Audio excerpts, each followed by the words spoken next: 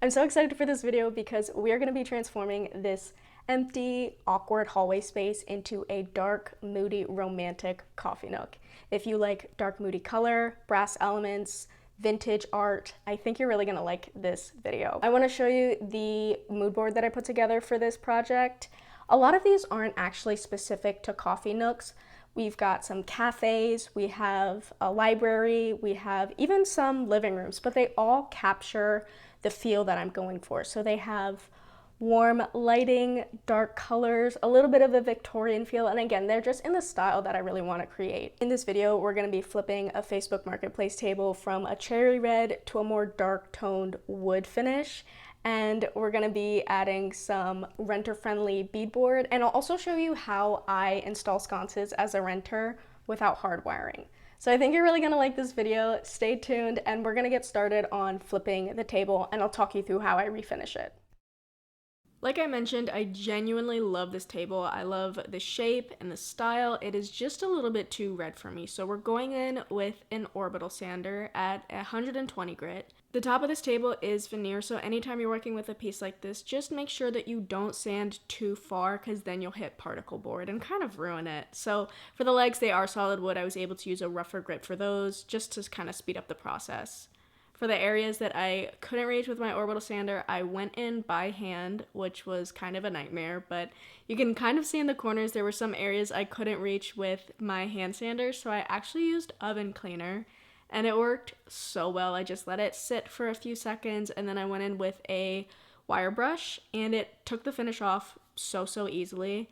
And then when I saw how well it actually worked, I used it for any area that was kind of tough to sand or the details on the legs. So I definitely recommend this hack. I know there are other things you can use like citrus strip, but this is just so much more enjoyable than hand sanding. I would take this over hand sanding any day.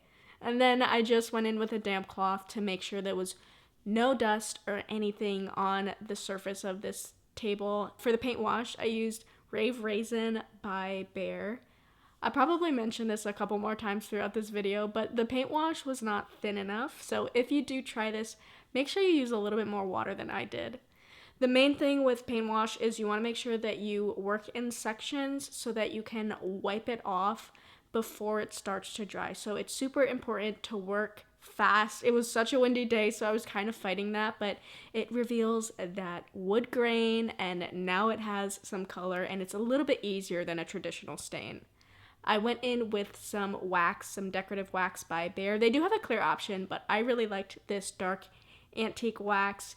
You'll see how much like dimension and sort of an aged look it gives the piece, and I just love how it turned out. Here she is in the space. I really like how it came out. It's not exactly what I pictured, I will be honest. Basically, all I would change is if I were to do it again, I would water down my paint mix a little bit more because it's kind of thick in some areas, and instead of it being wood grain, it's more like a streak of paint. So I just think it was a little bit too thick. I was debating adding some like grub and buff to the hardware to make it a little bit more brass looking, but I don't know. I'm debating. Let me know what you think. But I got the wainscoting. Home Depot was able to cut it to the dimensions that I needed.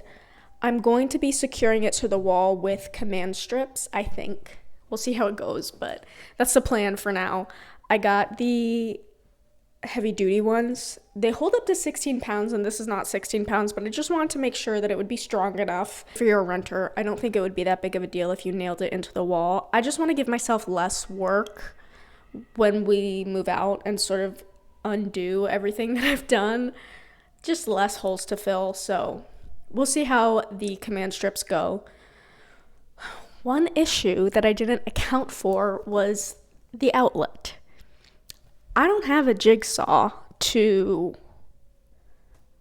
put a little hole in the paneling so we're gonna have to rig it a little bit. I'm thinking I drill a hole, and I think I can cut this stuff with a kitchen knife.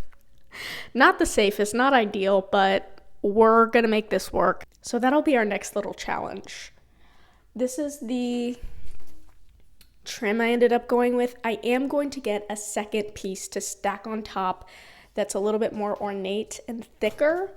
But I have a mug rack that I'm going to be putting up here, and so I want to make sure that I have enough space.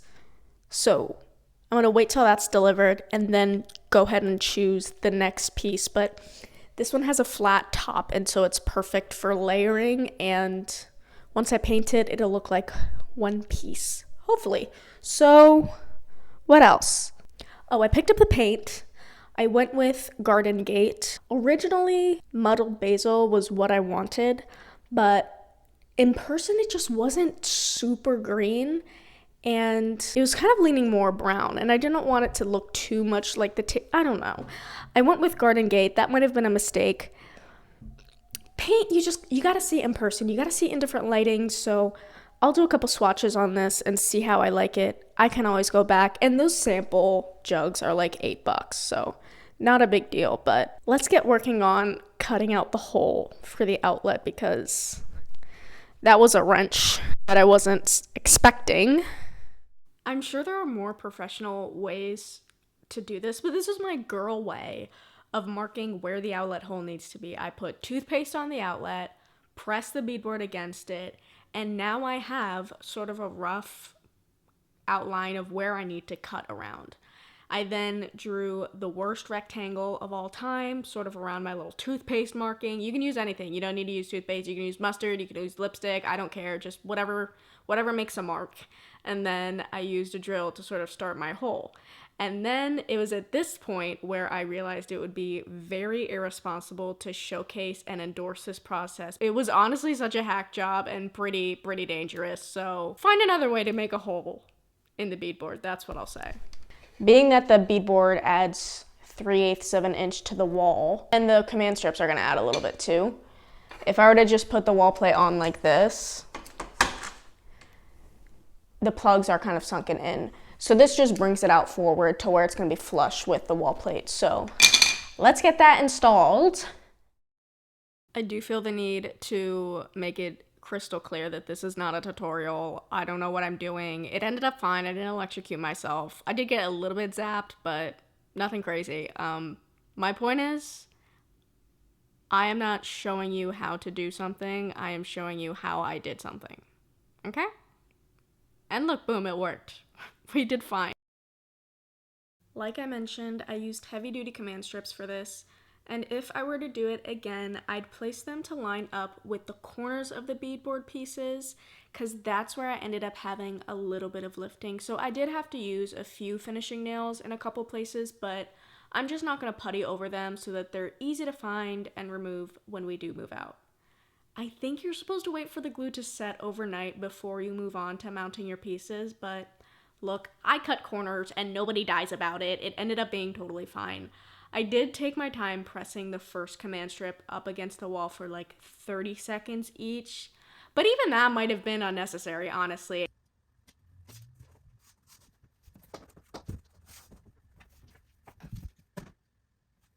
This is where we're at. It looks decent. Honestly, it looks decent. I used this miter box kit to cut the trim, and it's pretty simple. These pegs hold the trim in place, and you just cut at the 45-degree angle mark. I just say when you're doing this, be light and fast with the saw rather than trying to muscle it down, because that will shift the trim and mess up your cut, which I did a few times and ended up needing to buy all new trim. So be super precise with your measurements so that the pieces line up perfectly. I did end up using tiny finishing nails, which I decided, again, not to putty over because I want to be able to locate them easily when we move out and I have to take down my masterpiece. To finish this up, I just used some joint compound in the corners of the trim just to seal it up. It's time to choose a paint color because I will not go back to another paint store. I've been to Lowe's, Home Depot, Sherwin-Williams, Ace Hardware. I'm done. I don't want to go back. So we have these 3 contestants, and I don't like any of them. But some I hate more than others. Starting with Fairwind Ball French Gray. I chose that one because I've worked with it before and I thought it'd be kind of a safe bet. However, The space I was using it in had a lot of blonde woods, and that complemented it really well. There's also, none of these paint colors are really showing up accurately over the camera. Like in person, this looks very like a minty green, and it's just not for me. It ain't for me. I feel like it's clashing a little bit with the tone of this table. I don't really know. I don't know. Just not loving it. This one, for as much vitriol as I had for it when I first put it on the wall, looks like baby poop. It looks like baby poop. I'm actually I feel like it's growing on me. It's just been here it's probably like Stockholm Syndrome. It's been here the longest, and I think it's grown on me. It's just like, it was more of like that army green. Not what I was going for. Not what I was going for, but let me show you this. This Gorgie, this is from Anthropologie. It's a little like mug rack, and I'm obsessed with it. I just think that like the brass pulls out it just works with it a little bit. There's like a gold undertone in that one, I think. And I think works well with that. So I don't know if it's just like I've gotten used to it or what, but I'm feeling a little bit better about that one. And then there's this one, which I got today, which is called Vintage Vogue. Oh, that's Garden Gate from Sherwin-Williams. Vintage Vogue. That one came up on my Explore page on Instagram. The thing I think we all have to keep in mind when we're looking for paint colors on Instagram or social media is, I don't know a single person who posts, like takes a picture and then like posts it raw. You know what I mean? Like, everyone's tweaking it a little bit, the lighting, there's a filter on it maybe, you know, so it's maybe not the best representation of what the paint color really is. And so, also like lighting, obviously. This is such a weird corner. Sorry about that, it's terrible lighting for filming, but I should probably get a ring light. Anyway, it's fine, but again, not what I was going for. And so now I'm like, do I even know what I'm going for, you know? So I think it's between these two. That one's dead to me. These two are like, and again, on video, like they look so similar. I think I'm just gonna have to choose I'm gonna probably have to go with this one because I have the most of that one. Like this one is just like a itty bitty little 4-ounce sample, and then this one is like a proper quart. Not the best way to like choose a paint color. It's not like I choose you. It's like, if you have to twist my arm, I guess I have more of this one, you know? But I ain't going back, so. If you're a renter and you're choosing to paint, you need to be responsible and take your time with your prep. So tape everything off meticulously. You need to use a drop cloth. My favorite thing to use are Dollar Tree shower curtain liners. They're cheap and they do the job just fine. Paint reveal. I went with Vintage Vogue instead of Garden Gate because I poured out Garden Gate and remembered that I hated it. So Vintage Vogue it is. It looks way more saturated over camera. I promise it doesn't look like that in real life. And then pro tip, if I had used a fluffy roller, I wouldn't have had to go into the grooves by hand. And then my camera did die like 10 minutes into this process, but I figured you didn't need to see me do a shitty job at painting, so cut to when it's over. I did it. It's done. I like the green. It shows up a little bit more vivid on camera than it is in real life. The sun's kind of gone down. It's kind of weird lighting, so I apologize for that, but we're done. I stretched that little can. I'm so proud of myself. I'll probably need to do another coat down the line, but it's fine for now.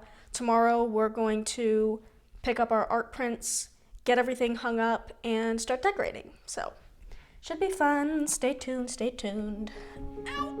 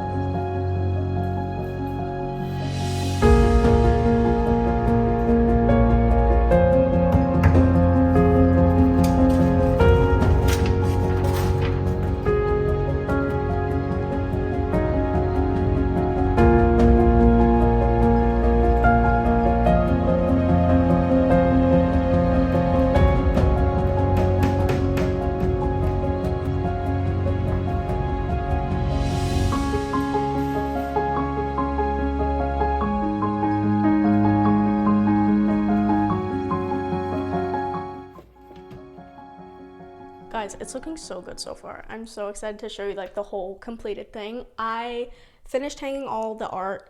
I did end up taking out the glass for all of the frames. Keep the glass, like put it in the back of the frame, but I just didn't like how the light was reflecting off of the glass. And now you can see like the texture of the canvas, which I really like and I paid extra for, so you know.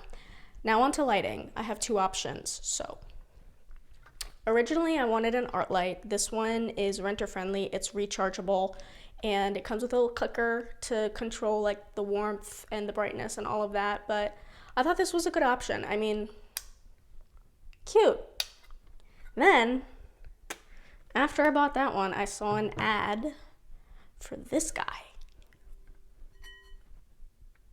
It's a ceramic. I love it. I love this one so much. I think I might go with this one. The only thing is the gold is kind of pale compared to the rest of the frames that I have going on, and I just don't know if it's gonna work. But I think this is really pretty. This is supposed to be hardwired, but if you're a renter like me, just get a smart bulb. This was, I think, like 12 bucks on Amazon. It's rechargeable and it comes with a clicker and everything, but it's also like touch activated too. Let me know what you think. I think I'm leaning towards this one. Maybe don't let me know what you think, because then I'll second guess my decision for the rest of time, but let's get that hung and then we can move on to all the fun stuff.